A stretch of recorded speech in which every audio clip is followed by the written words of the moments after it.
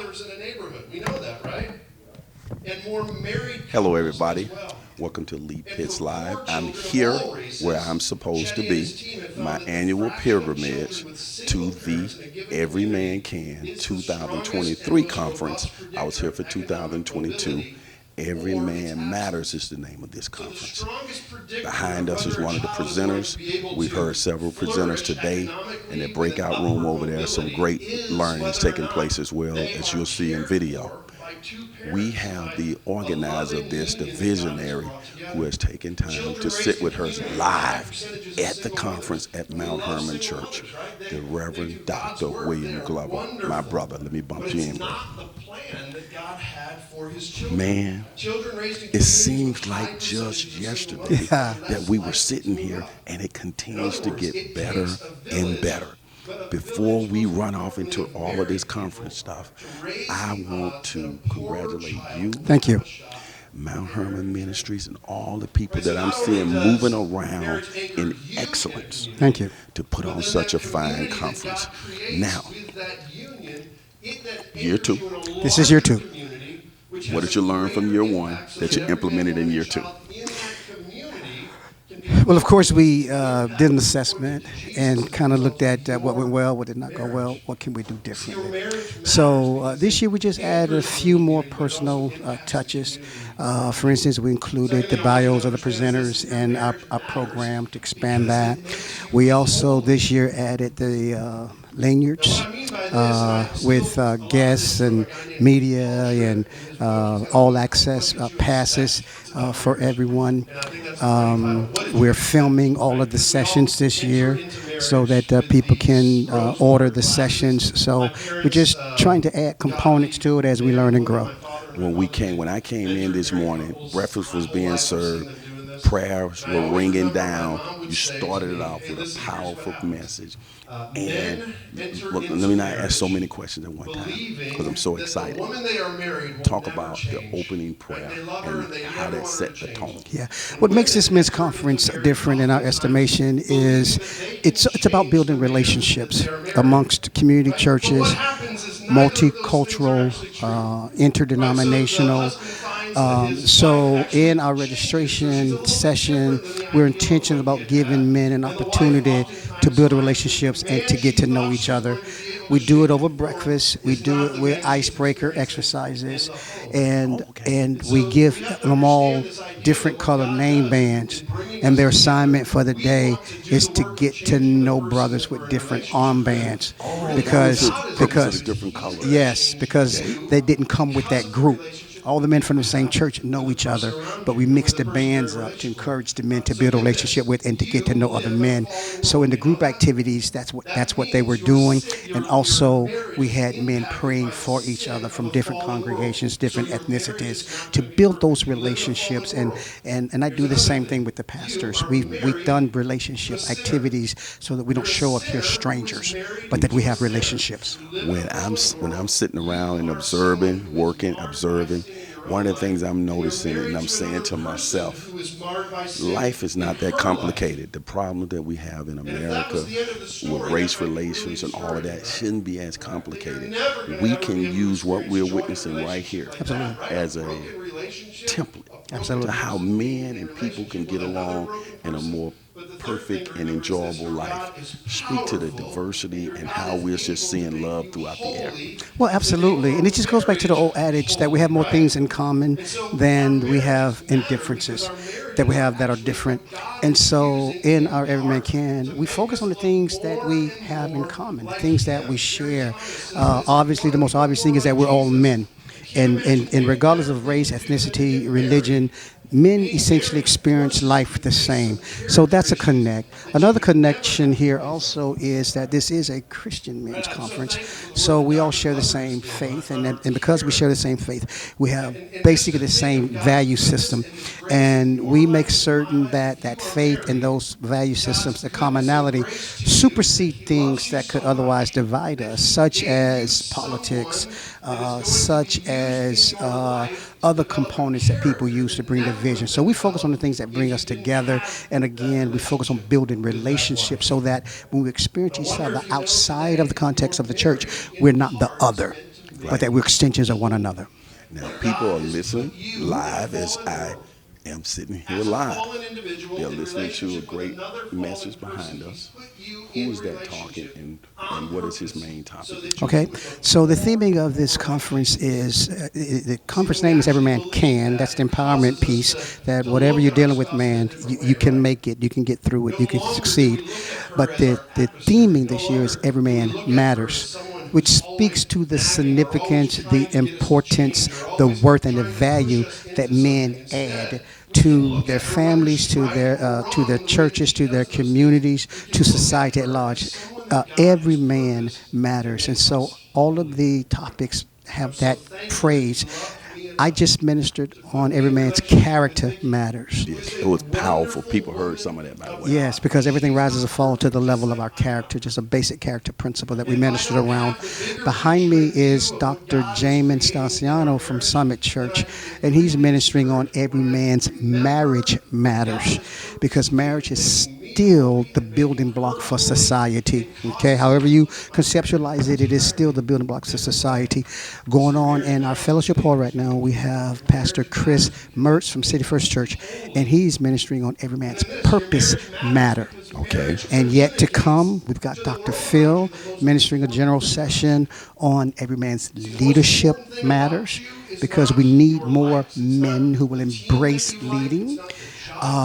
And then we have Dr. David Pleasance ministering another breakout session on Every Man's Faithfulness Matter, because people in lives depend on us. They rely on our faithfulness. And then Pastor Gregory Ford from Cornerstone is going to be ministering on Every Man's Presence Matter, teaching men wherever they are, whether it's work, church, community, family, be present, because men have a tendency to be there but not be present. Outstanding. And one of the things I noticed in this nice book, you have places for people to take notes. Yes. Lessons to Yes. Yes.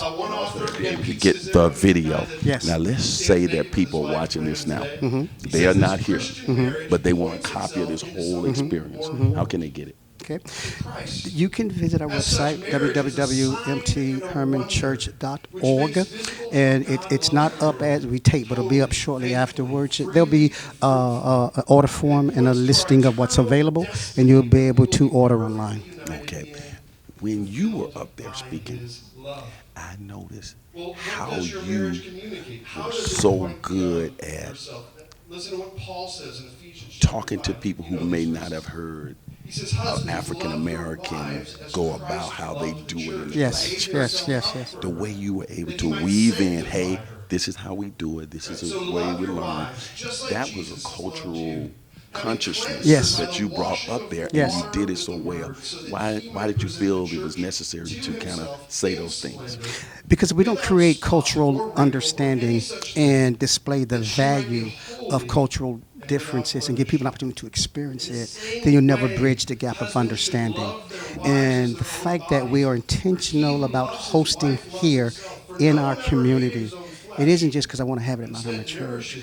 With this event, we're getting people from other cultures to come into Dunbar, to come into the context of the African American church. So they're overcoming preconceptions, they're overcoming things they have heard that may not have been good, to simply be here, which has a value. And then secondly, to experience Christianity and the preaching of the gospel that's true to our tradition as an African American faith community. So there's certain things I spoke to, like, hey, it's okay for the call and response. I may ask you to talk. That's It's right. okay to say amen. That's a part of our experience, because the sermon isn't directed one way. It's more of a dialogue. It's a call and response. In African American churches, the congregation literally participates in the sermon. And so just let them know that's encouraging them to do it, and then coaching them on how to do it. That was outstanding. And as you saw, they embraced it, and it was something new for them, and it was just a warm meeting of cultural awareness that they lead with. It was excellent. I've got a chance to chat with a few people so far. I'm assuming that next year in June we'll probably be doing it. Yes, again. this is an annual, yes. Stay on alert. You said that you're bringing people from all different parts of the area to Dunbar. Yes. and what that does in terms of demystifying Yes. and changing stereotypical Yes. images or thoughts. Expound on that a little bit more, if you will. Well, because most, or a lot, I shouldn't say most, a lot of people will drive through, but they do so doors locked, eyes straight ahead, because of misconceptions about whether or not the community is safe. And typically, when events like this are happening, our people are invited out of the community to attend an event of this quality. And typically, if there is an African American on the program, it's one or two. As I don't want to use the word token, but they're not highlighting. And this is different in that I'm very conscious to make certain that we have equal representation. And also, this is important because we have this quality of event, some leading churches and pastors in the area, but they're following the leadership of African American leadership. And we don't have enough of that. And so we want to build that awareness that we can put on quality events. They can be done in excellence, and that African Americans are more than qualified and capable leaders and event planners and so on. I got two final questions before I let you run. I know you in your head you're still working. One is what you just articulated in terms of the leadership, the education, the bringing people under the fold and all of that, the diversity. Did you evolve to that, or was that always a part of your ministry? Okay. I think, on a personal level, I've always been comfortable moving in multicultural environments. I think that's really a grace that God has placed on my life. I've always had multicultural people receive my ministry. I have the ability to bridge that gap. Again, I think that's a grace.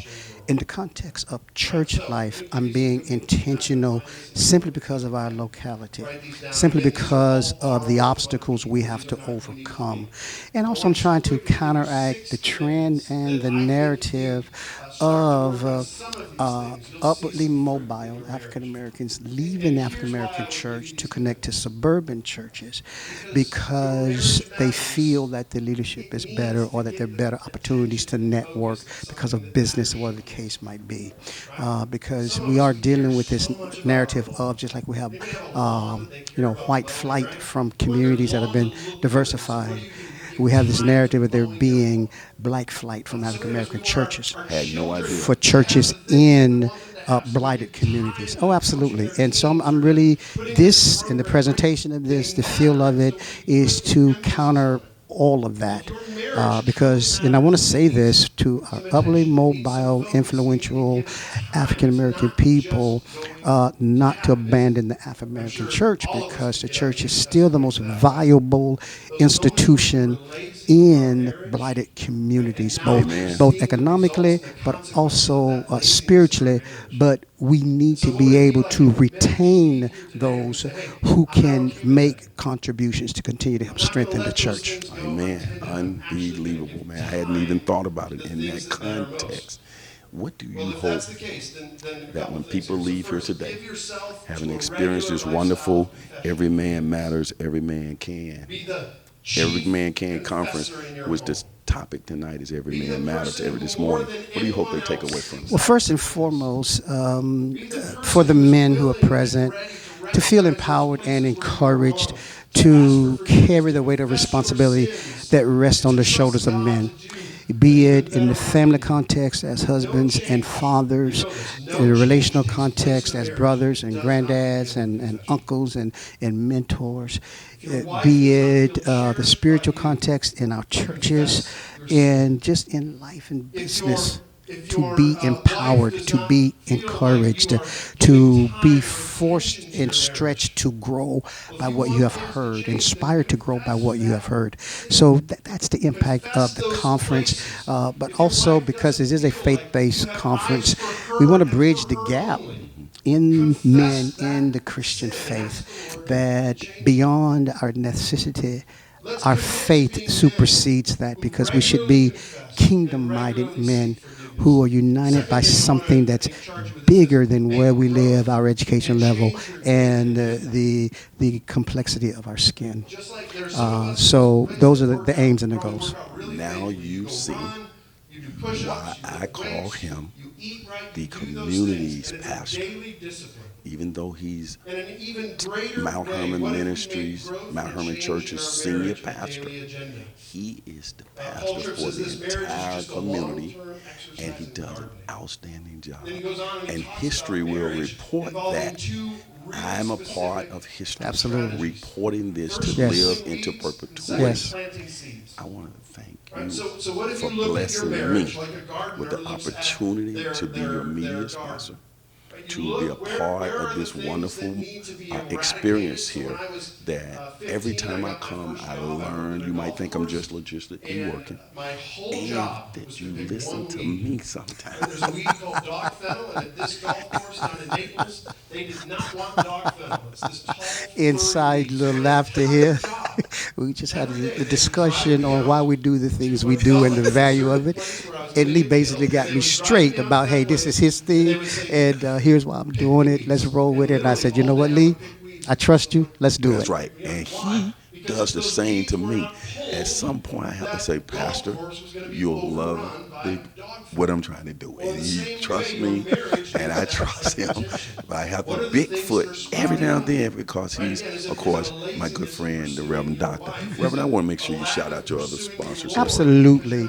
So, of course, we've just mentioned that Lee Pitts Live, our media sponsor, and we so value what he does in helping to get the word out of what happened today and sharing it in an audience beyond these walls. That's correct. So we are so grateful for that. Pleasure. We have John Tobler and Tracy Tobler, Tobler Construction, who are sponsors. We have Solomon Air as sponsors. And we have, and I got to learn, All American Social Security, the benefits, Inc., with Jeffrey and Plachette Roberts, who are sponsors as well. And so we want to express our appreciation to all of our sponsors who help make this day happen, and so that we also keep it affordable for men to attend. Yes. I think is it fair for me to say your next big event is what? The Community Fun Day. And August, you got me straight on the date last time, so it's August 5th or 6th. It's on that first, That's Saturday. Yeah, first Saturday in August. First Saturday in August. First Saturday in August. And so I saw we just posted in between or something that's happening. In a couple well, weeks. you know, you're right. So we get so busy here. So on the 24th of June, following this amazing men's event, we have an event for seniors called our Senior Expo. And again, that is open to all the seniors in our community. And this expo is built around all the needs that seniors and support that seniors need as they advance in age and life. So if you're a senior citizen, we want to encourage you to come out. You're going to receive all kinds of information and services and encouragement to just, number one, remind you we value you in your golden years. And also, we're interested in bringing resources together to help you get the support you need just for the unique things that arise as we age. So the Senior Expo on the 24th. Do that time. The time starts at around 8 a.m. and it goes over to about 2 p.m. Okay. You got it all right here, live on location. Lee Pitts Live, of course, the CNN of Southwest. Yes, sir. Yes, sir. We No exaggeration. We value our community. We right here. Yes. Okay. And remember, Miami may have the oranges, but the Every Man Can Conference 2023 has got the juice. Has got the juice. We'll be back with more interviews. Thank you, Lee.